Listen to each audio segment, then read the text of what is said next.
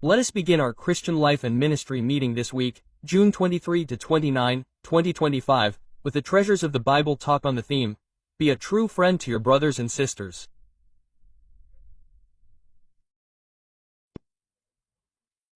Dear brothers and sisters, today our hearts beat with the same desire, to learn to be true friends in the family of faith. In a world where friendship is often measured by fleeting reactions on a screen, we long for something deeper. We want bonds that are born of the Spirit and stand the test of time. Wise King Solomon, guided by Jehovah, left behind in Proverbs gems that inspire us today to strengthen these bonds. Let's start with the first one in Proverbs chapter 19 verse 11, which says, A man's understanding turns aside his anger, and it is a beautiful gesture when he overlooks an offense. Let's think about that illustration in the photographs. After a preaching outing or a recreational meeting, we all smile in front of the camera. But alas, in one of the shots a brother appears distracted or with his eyes closed. What do? We delete that image and keep the other two in which everyone reflects joy. Spiritual memory works the same way. We have dozens, perhaps hundreds of bright memories with those around us. If one day someone utters an unfortunate word, let's erase that frame. Let's not store the offense as if it were the only proof of his personality. To overlook a mistake, the text says, is beautiful, elegant, worthy of a discerning servant. In this way we protect the inner peace and unity of the congregation, as Proverbs chapter 19 verse 17 says, we read it. He who shows mercy the needy person lends to Jehovah, and he will reward them. So what a moving prospect. Helping a brother is really lending to Jehovah himself. Let's recall the experience of our activity guide, Hannah and her husband. After the storm, they found a family homeless and without clean clothes. Without fuss or fanfare, they loaded the baskets, washed, ironed, and returned each item spotless. Years later, Hannah says that the gesture was nothing special, but the friendship born that afternoon continues to flourish. Doesn't this confirm that practical love can magnify even the simplest task? So when you see a need, whether it's a roof repair, a plate of food, or a listening ear, act without delay. Your hand will be Jehovah's outstretched hand. Practice loyal love. So Proverbs chapter 19 verse 22 teaches us, faithful love is desirable in a man, and it is better to be poor than to be a liar. The world exalts contractual loyalty, wages for work, but Jehovah admires something purer. David demonstrated this with Jonathan. Even as King Saul sought his life, the young shepherd kept his affection alive for his absent friend. Decades later, that loyal love filled Mephibosheth, son of Jonathan. There was no legal obligation, only gratitude that welled up from the soul. So too today, we do not remain in the congregation because of an employment agreement, but because of the pleasure of loving those whom Jehovah loves. Loyal love endures when a brother grows old, becomes ill, or moves away. It endures when economic circumstances change and he can no longer offer us as much as he once did. It endures even when his opinion differs from ours on personal matters. This virtue, the proverb says, is more valuable than any wealth. Therefore, brothers, let us practice empathetic listening. Do not interrupt, do not belittle the feelings of others. Remember that the design in the heart of man is like deep water. Celebrate the achievements of others. If a brother receives a new privilege or achieves a theocratic goal, be genuinely happy.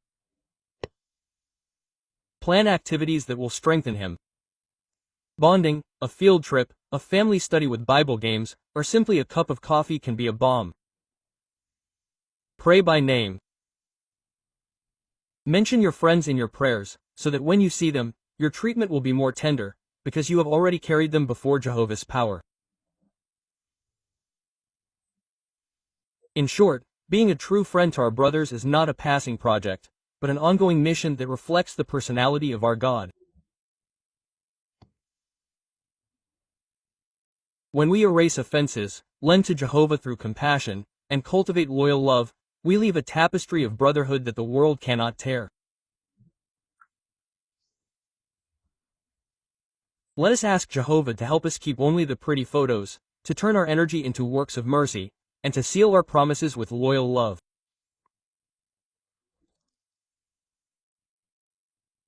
Then the congregation will not only say that we are friends, but will feel it in every hug, every gesture, and every treasured memory.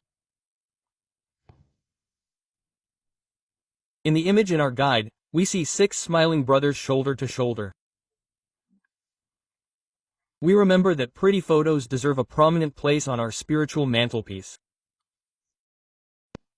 This discreet but radiant picture symbolizes the memories that we decided to preserve.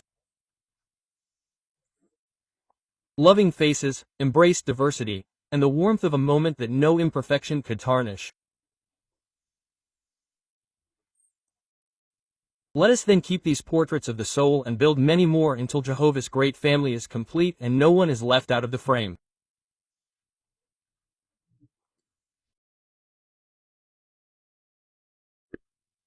Okay, now let's move on to the section searching for hidden pearls.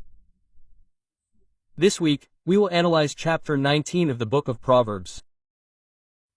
To begin, we will read from Proverbs, chapter 19 verses 21, which says, "There are many plans in a man's heart, but the purpose of Jehovah will prevail." Quote. Now let's answer the next question. When giving advice to someone, why should we consider Jehovah's purpose or will? Because any advice that ignores Jehovah is worthless. Jehovah is the only one who does not need anyone's advice, for he possesses absolute wisdom. Even Jesus, who is called a wonderful counselor, receives his wisdom from Jehovah and acts according to his will. Therefore, if we want our advice to truly help, we cannot base it solely on our own experience or human logic. It must be aligned with Jehovah's principles in order to be meaningful and to be a lasting blessing. Let's move on to the next question. What spiritual gems did you find in this week's Bible reading? Proverbs chapter 19 verse 2. This verse teaches us that having good intentions is not enough. Knowledge is also necessary. Making decisions without knowing Jehovah's will or without thinking about the consequences can lead us to sin. That is why we must seek Jehovah's guidance through his word and think carefully before acting. Proverbs chapter 19 verse 2. When someone lets their emotions get the better of them or acts without thinking things through, they run the risk of sinning, of making serious mistakes. The expression sins in this verse emphasizes how serious it can be to act without thinking. Jehovah values those who stop to reflect, pray, and seek his guidance before making important decisions. Proverbs chapter 19 verse 4. This verse illustrates a human reality. Many people approach something because of what they can get, not because of who that person is. Wealth may attract friends, but they are not always sincere or loyal. This teaches us to be careful in evaluating our friendships. They want us for what we have or who we are. Proverbs chapter 19 verse 13. The comparison to a roof that keeps leaking suggests something constant, annoying, and draining. A conflictual or negative attitude within a marriage can cause the home to cease to be a haven. Jehovah desires marriage to be based on peace, mutual respect, and love. So this warning encourages us to control our words and foster harmony. Proverbs chapter 19 verse 15. This proverb highlights the contrast. While the slothful person falls into want, the diligent finds contentment. Jehovah blesses sincere effort and perseverance. Just as the body needs nourishment, our spirit needs action. Preaching, studying, meditating, helping others. When we are active in what is right, Jehovah makes sure that we do not lack the essentials. Proverbs chapter 19 verse 17.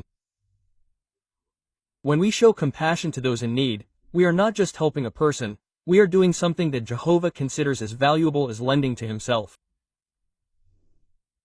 This shows how much Jehovah values love and mercy. Proverbs chapter 19 verse 21.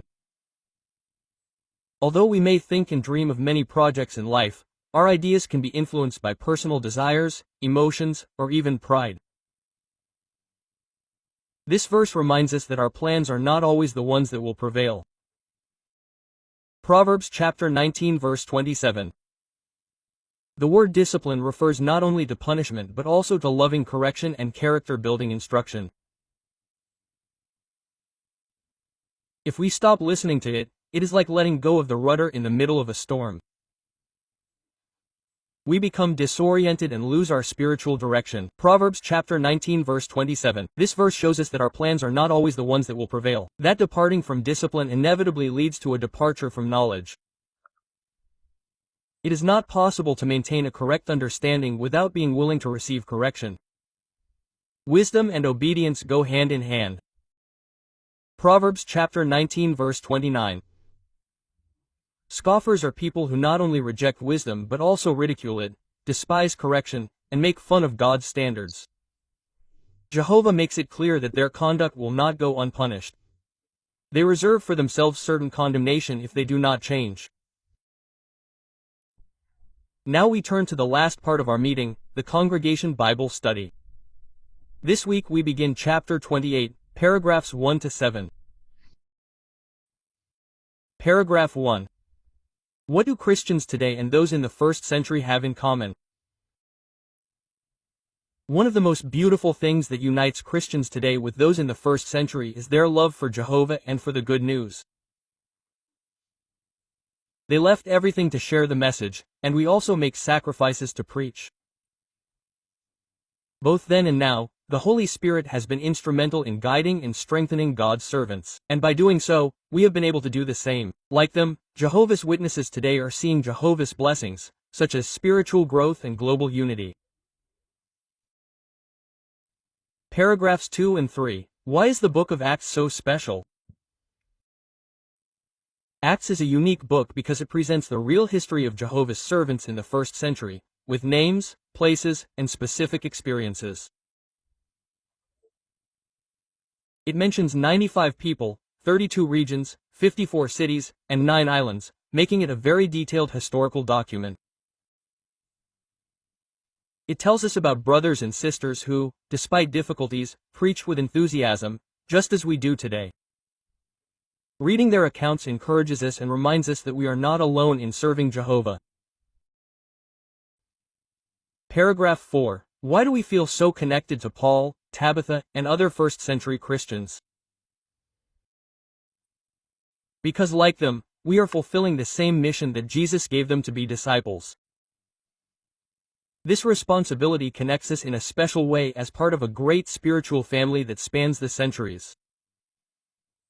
When we read their accounts, we do not feel them as distant figures, but as brothers and sisters who share our faith and purpose. Their struggles and joys in preaching are similar to ours today, and that creates a very strong emotional and spiritual bond. Paragraph 5. Where did Jesus' disciples begin to fulfill their commission? They began in Jerusalem because it was the place Jesus had designated to begin preaching.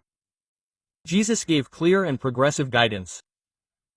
First Jerusalem, then Judea and Samaria, and finally to the ends of the earth. By following this pattern, the disciples showed obedience and trust in the leading of the Holy Spirit, fulfilling the commission step by step. Paragraphs 6 and 7. What resources do we have that the first-century brethren did not? In addition to having the complete Bible, today's witnesses have access to a vast array of publications, videos, and digital resources designed to help us teach clearly and effectively. We also have the privilege of participating in an organized worldwide work that allows us to preach in over 240 countries and territories, something unthinkable in the days of the first century. All of this allows us to take the good news further and more accessible than ever before.